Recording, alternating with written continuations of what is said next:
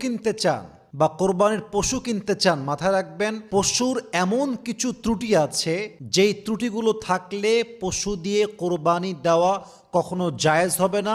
কোরবানি দিলে আপনার টাকাও যাবে, আপনার আমলও বাতিল হয়ে যাবে। এজন্য আমি যেই পয়েন্টগুলো বলছি, যেই দোষ বা ত্রুটিগুলো বলছি, খুব ভালো করে বুঝবেন।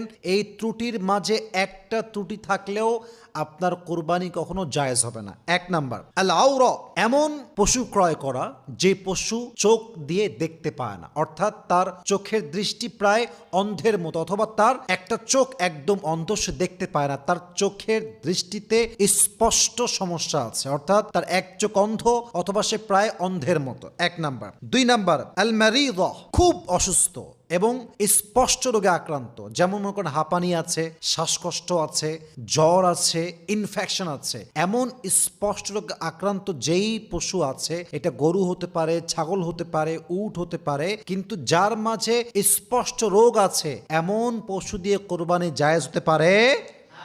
তিন নাম্বার, আল আরজা, করে 5টা